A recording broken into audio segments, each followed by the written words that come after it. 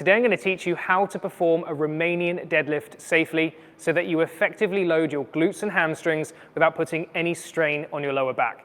So the first step is to make sure that you know how to perform a perfect bodyweight hip hinge so that you can load your hips and not your back. Then we can add weight and go through correct technique for the Romanian deadlift.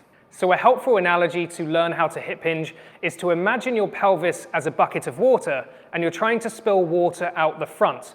That's what a hip hinge is. It's a movement of the hips in which the pelvis tilts forward relative to the legs, and in so doing, we stretch and load the muscles of the hip, mainly those glutes and hamstrings at the back. A key characteristic of a hip hinge is that the spine comes along for the ride and maintains a neutral position. So the spine does not extend and the spine does not round or flex as we go through it. So if this hand represents the rib cage and this hand represents the pelvis, they should remain stacked throughout the full range of motion. So let's practice that. I want you to stand with the feet hip width apart, soften the knees, and from there, place the hands on your shoulders, keeping the upper body relaxed. I want you to think about driving the hip back, driving the crown of your head forward to keep the spine long, and keep your weight evenly distributed across your feet. Let's have a go at that now. I'll do 2 reps to show you in practice.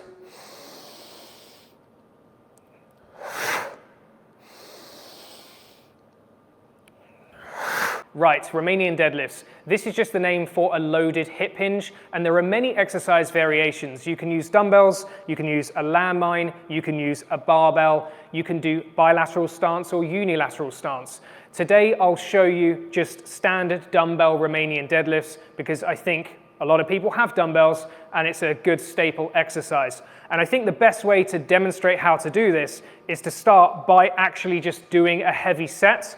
You can watch that, visualize it, then I'll walk you through exactly what I did. Okay, so I'm just going to do 5 reps, set the dumbbells down, and then again, I'll walk through all those steps.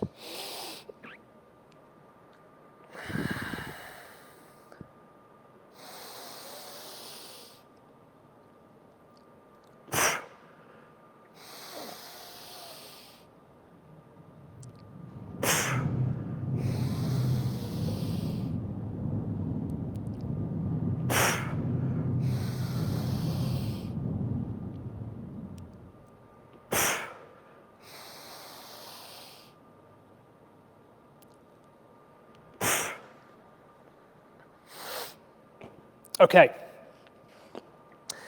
now I'll pick up the lighter dumbbells and walk you through the steps. We do not need straps, we do not need to load really heavy when we're learning this exercise. So, what did I do? Very similar to the bodyweight hip hinge, we're going to start with the feet hip width apart and we're going to soften the knees. With dumbbells, a nice position is about a 45-degree angle to the thighs, so not directly here, not directly here, somewhere in the middle. From there, to enter the hip hinge, we're thinking about driving the butt back and the crown of the head forward, keeping the weight, again, evenly distributed across the feet. Breathing in through the nose, as we've discussed. Once we're in that end range position, we're going to lock it in and then drive the hips forward, squeeze the glutes, and repeat for the desired number of reps. Okay, so a couple of key points here. One is we do want some tightness in the back. Okay, so grip strongly and think about squeezing oranges under your armpits so we have some tension in the lats. They feed into the pelvis, they stabilize the back. And we don't want those dumbbells to drift too far away from the legs. So some people will say keep them glued to your legs. That's not necessary, but we don't want them to drift beyond the toes. So kind of mid-foot is going to put you in a really good position where we get nice loading in those glutes and hamstrings. So let's now go over some of the common compensations. In other words, some of the ways that your technique might be compromised. This is extremely important to understand to make sure that you're safe and you're loading the muscles as effectively as you can.